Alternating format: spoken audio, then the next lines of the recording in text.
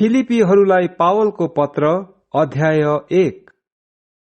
ख्रीष्ट येशूका दासहरू पावल र तिमोथीबाट ख्रीष्ट येशूमा फिलिपीमा भएका बिशपहरू र डिकनहरू साथै सबै सन्तहरूलाई परमेश्वर हाम्रा पिता र प्रभु येशू ख्रीष्टबाट अनुग्रह र शान्ति, धन्यवाद ज्ञापन र प्रार्थना तिमीहरू प्रतिका मेरा सबै सम्झनामा म मेरा परमेश्वरलाई धन्यवाद दिन्छु।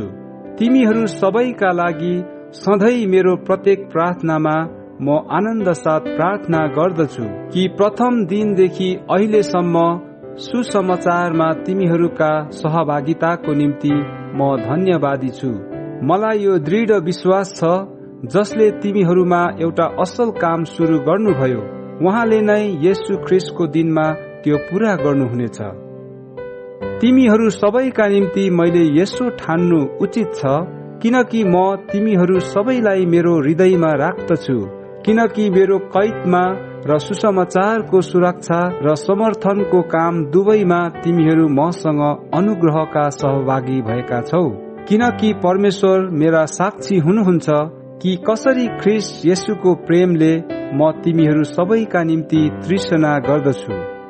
मेरो प्रार्थना यही छ कि ज्ञान र अन्तर्दृष्टिमा तिमीहरूको प्रेम झन प्रशस्त हुँदै जाओस्, यस हेतुले कि जे उत्तम छ सो तिमीहरू खुट्याउन सक र ख्रीष्टको दिनको निम्ति शुद्ध र दोष रहित रहन सक। परमेश्वरका महिमा र प्रशंसाको निम्ति येशू ख्रीष्टद्वारा आउने धार्मिकताका फलले तिमीहरू भरिपूर्ण हो। पावलको बन्धनद्वारा सुसमाचारको विस्तार। भाइ हो, तिमीहरूलाई यो थाहा होस् भन्ने म चाहन्छु कि म माथि आइलागेका कुराहरूले वास्तवमा सुसमाचारलाई अघि बढाउने काम भएको छ, यहाँसम्म कि महलका सारा गारत र सबै बाँकी कहाँ पनि मेरो कैद ख्रीष्टको निम्ति भएको हो भन्ने जाहेर भएको छ। धेरै जसो भाइहरू मेरो कैदले गर्दा प्रभुमा साहसी भएका छन् र परमेश्वरको वचन बिना डर बोल्नलाई झन आँटिला भएका छन्। कसैले साँच्चै डाहा र सेखीले, तर अरूहरूले सद्भावले ख्रीष्टलाई प्रचार गर्दछन्। सुसमाचारको सुरक्षाको निम्ति म यहाँ छु भनी जान्नेहरूले यो काम प्रेमले गर्दछन्, तर सेखी गर्नेहरूले चाहिँ मलाई कैदमा कष्ट थपिदिने विचार गरेर शुद्ध मनले होइन, तर स्वार्थको भावनाले ख्रीष्टको प्रचार गर्दछन्। जे होस्, मूल कुरो यही हो, हरेक किसिमले चाहे बहनामा चाहे सत्यमा ख्रीष्टको प्रचार गरियोस् र यसैमा म रमाउँछु। हो, म रमाउने छु, किनकि म जान्दछु कि तिमीहरूका प्रार्थना र यीशु ख्रीष्टका आत्माको सहायताले यो मेरो छुटकाराको निम्ति हुन आउनेछ। मेरो उत्कट प्रतीक्षा र आशा यो हो कि म कदाचित लज्जित हुने छैन, तर ममा प्रशस्त साहस हुनेछ र सधैँ झै अहिले पनि मेरो शरीरमा ख्रीष्ट सम्मानित हुनुहुनेछ, चाहे मृत्युद्वारा होस् अथवा जीवनद्वारा। किनकि मेरो निम्ति जिउनु ख्रीष्ट हो र मर्नु लाभ हो। यदि शरीरमा नै जिउनु हो भने मेरो निम्ति त्यो फलदायी परिश्रम हुनेछ, तर पनि मैले कुन चाहिँ चुन्नु पर्ने हो त्यो म भन्न सक्दिन। म त दोधारमा परेको छु, बरु विदा भएर ख्रीष्टको साथमा हुने इच्छा छ, किनभने यो धेरै नै असल छ। तर शरीरमा रहन तिमीहरूका खातिर झन आवश्यक छ। यस कुरामा निश्चित भएर म जान्दछु कि विश्वासमा तिमीहरूको प्रगति र आनन्दको निम्ति म जीवितै रहनेछु र तिमीहरू सबैसँग बस्नेछु। यस हेतुले कि म फेरि तिमीहरू कहाँ आउँदा मेरो खातिर तिमीहरूलाई ख्रीष्ट येशूमा गर्व गर्ने प्रशस्त कारण होस्। केवल तिमीहरूका जीवनको चाल ख्रीष्टका सुसमाचारको योग्य होस्। म चाहे आएर तिमीहरूलाई देखूं, चाहे अनुपस्थित रहूं, म तिमीहरूका बारेमा यही कुरा सुन्न चाहन्छु कि तिमीहरू एउटै आत्मामा दृढ बनी खडा भएका छौ र एउटै मनका भई सुसमाचारको विश्वासको निम्ति मिलेर परिश्रम गर्दछौ र विरोधीहरूसँग केही कुरामा डराउँदैनौ, तिनीहरूका निम्ति यो विनाशको लक्षण हो, तर तिमीहरूका निम्ति चाहिँ मुक्तिको प्रत्यक्ष लक्षण हो, जुन मुक्ति चाहिँ परमेश्वरबाट हो। किनभने ख्रीष्टको निम्ति तिमीहरूलाई यो दिइएको छ कि तिमीहरूले उहाँमाथि विश्वास गर्नु मात्र होइन, तर उहाँको खातिर दुःख पनि भोग्नुपर्छ। र त्यही संघर्ष जो तिमीहरूले ममा देख्यौ र मसँग छ भनी अहिले सुन्दछौ, त्यसैमा तिमीहरू लागेका छौ। फिलिपीहरूलाई पावलको पत्र अध्याय 2। यदि ख्रीष्टमा केही प्रोत्साहन छ भने, प्रेमको केही प्रेरणा, पवित्र आत्माको केही संगति, केही स्नेह र सहानुभूति छ भने, तिमीहरू एउटै मनका भएर एउटै प्रेम राखेर पूर्ण सम्मति साथ एउटै चित्तका भएर मेरो आनन्द पूरा गर। स्वार्थ वा अहंकारमा केही नगर, तर नम्रतामा एउटाले अर्कोलाई आफूभन्दा श्रेष्ठ ठान। तिमीहरू हरेकले आफ्नै हित मात्र नखोज, तर अरूका हितलाई पनि हेर। तिमीहरूमा यस्तो मन होस् जो ख्रीष्ट यीशुमा पनि थियो। परमेश्वरको स्वरूपमा भएर पनि उहाँले परमेश्वरको बराबरी हुने कुरालाई एउटा पक्री राख्ने वस्तु जस्तो ठान्नु भएन, तर आफैलाई रित्याइकन कमराको रूप धारण गरेर तथा मनुष्य भएर जन्मनु भयो। स्वरूपमा मानिस जस्तै भएर आफैलाई होच्याउनु भयो र मृत्यु समय अर्थात क्रुसको मृत्यु समय आज्ञाकारी रहनुभयो।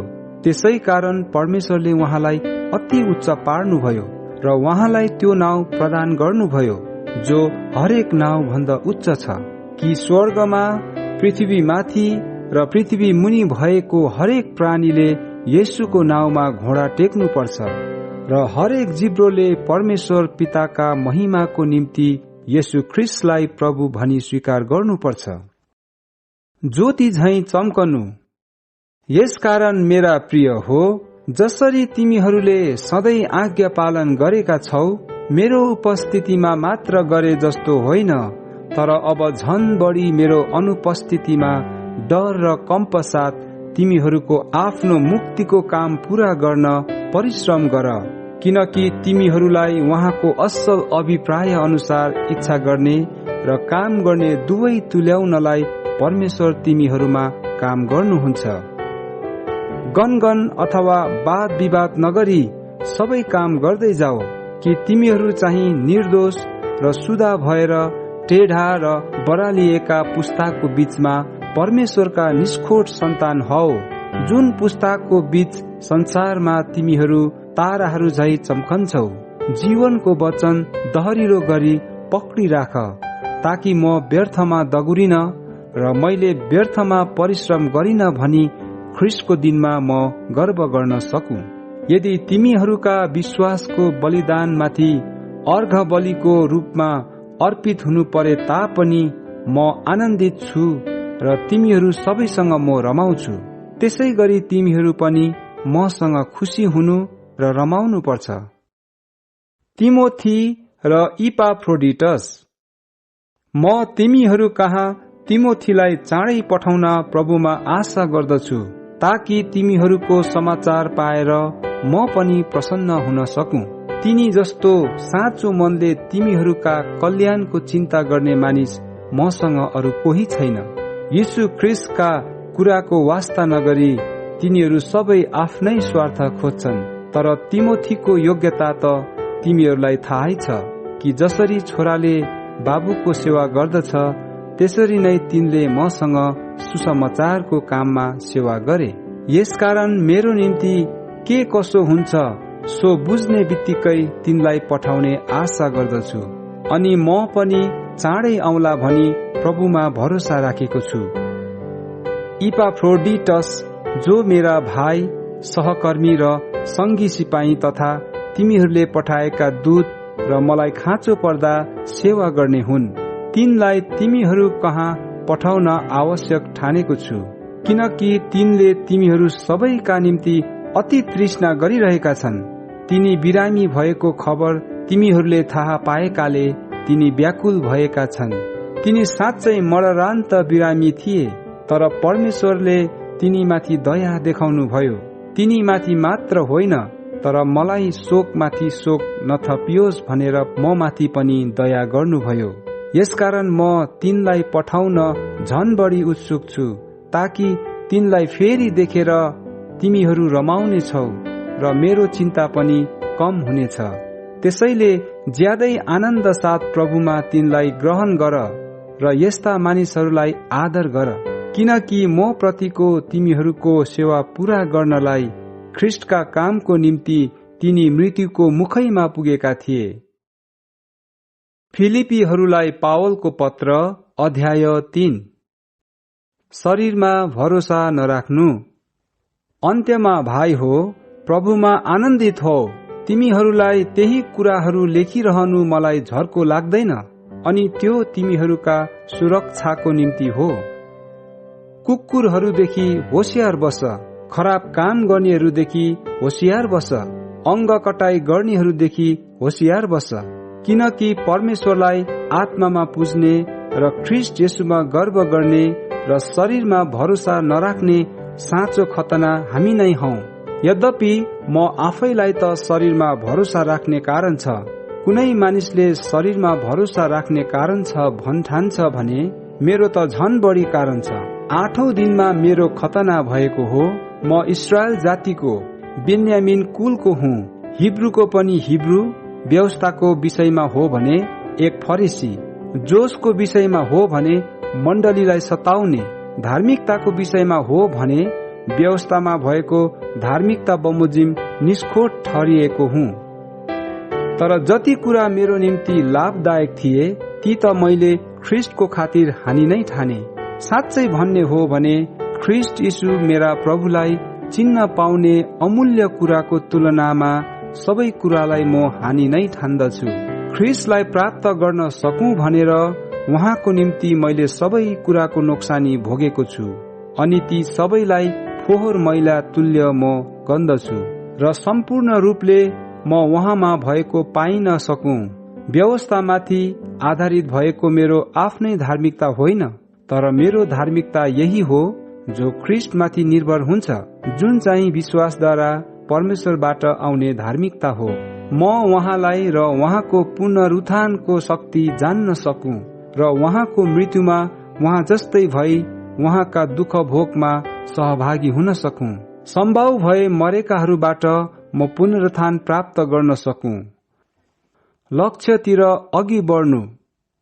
मैले यी सबै अघिबाटै प्राप्त गरिसकेको छु अथवा म अघिबाटै सिद्ध भइसकेको छु भनेर त होइन, तर ती कुराहरूलाई पक्रनको निम्ति म अघि बढिरहेको छु जुन कुराको निम्ति ख्रीष्टले मलाई पक्रनु भयो। भाइ हो, मैले यी सब पक्रिसकेको छु भनी म ठान्दिन, तर म एउटा काम गर्दछु कि पछाडिका कुराहरू बिर्सेर र अगाडिका कुराहरूतिर जोडसँग लम्कँदै ख्रीष्ट येशूमा परमेश्वरको स्वर्गीय बोलावटमा पाइने पुरस्कारको निम्ति निशानातिर म जोडसँग अघि बढ्दछु।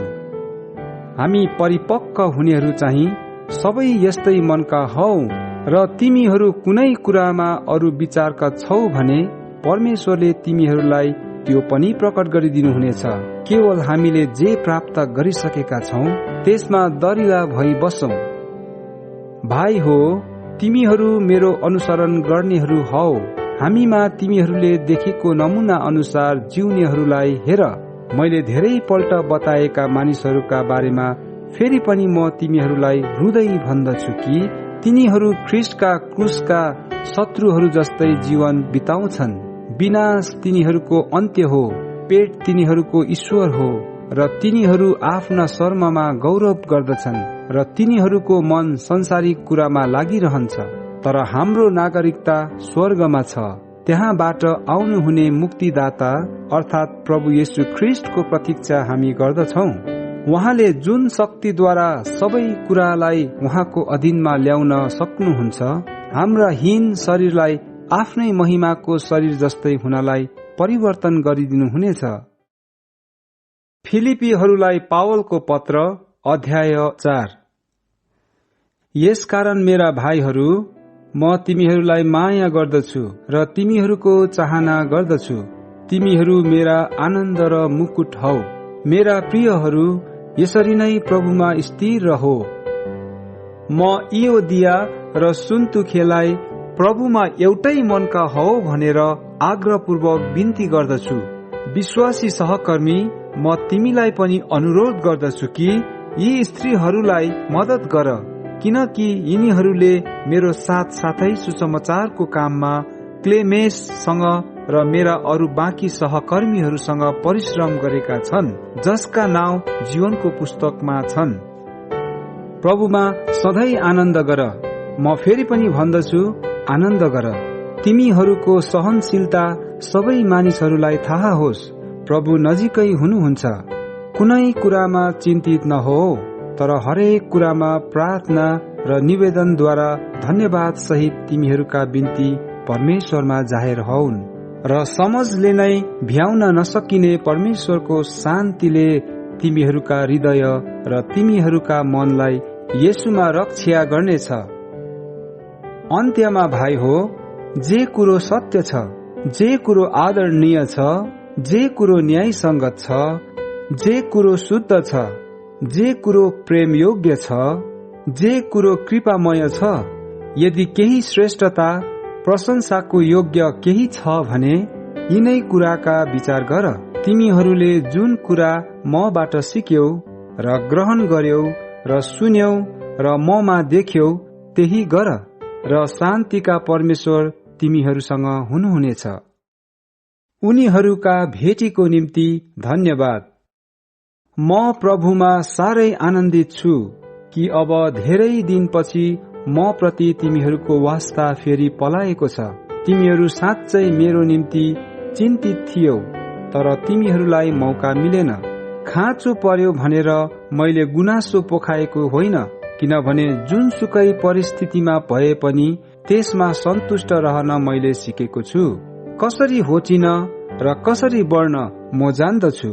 परिपूर्णतामा होस् वा भोक प्यासमा होस्, प्रशस्ततामा होस् वा अभावमा होस्, सबै परिस्थितिमा सन्तुष्ट रहने रहस्य मैले सिकेको छु। जसले मलाई शक्ति दिनुहुन्छ उहाँमा नै म सब कुरा गर्न सक्छु। तापनि मेरो कष्टमा तिमीहरू सहभागी भयो, सो असल गर्यो। तिमी फिलिपीहरू आफै पनि जान्दछौ कि सुसमाचारको सुरुमा म माकेडोनियाबाट बिदा हुँदा दिने र लिने काममा तिमीहरू बाहेक कुनै मण्डलीको सहभागिता मसँग भएको थिएन, किनभने थेसलोनिकेमा पनि तिमीहरूले मलाई एक पटक भन्दा बढी नै मेरो निम्ति सहायता पठायो। मैले भेटी खोजेको होइन, तर म त तिमीहरूमा यस्तो फलको आशा राख्छु जो तिमीहरूकै हिसाबमा जम्मा हुँदै जाओस्। मैले पाउनु पर्ने भन्दा बढी नै पाएको छु। इपाफ्रोडिटसद्वारा पठाइदिएका तिमीहरूको मिठो बासना भएको र परमेश्वरलाई मनपर्दो र ग्रहण योग्य बलिदान पाएर म तृप्त भएको छु। मेरा परमेश्वरले आफ्नो महिमामा उहाँको सम्पत्ति अनुसार तिमीहरूको हरेक खाँचो ख्रीष्ट यीशुमा पूरा गरिदिनुहुनेछ। अब हामीहरूका परमेश्वर र पितालाई सदा सर्वदा महिमा होस्। आमेन। आखिरी अभिवादन। ख्रीष्ट येशूमा हरेक सन्तलाई अभिवादन देऊ। मसँग हुने भाइहरूले तिमीहरूलाई अभिवादन पठाएका छन्। सबै सन्तहरूले र विशेष गरी कैसरका घरनाकाहरूले तिमीहरूलाई अभिवादन पठाएका छन्। प्रभु येशू ख्रीष्टको अनुग्रह तिमीहरूको आत्मासँग होस्।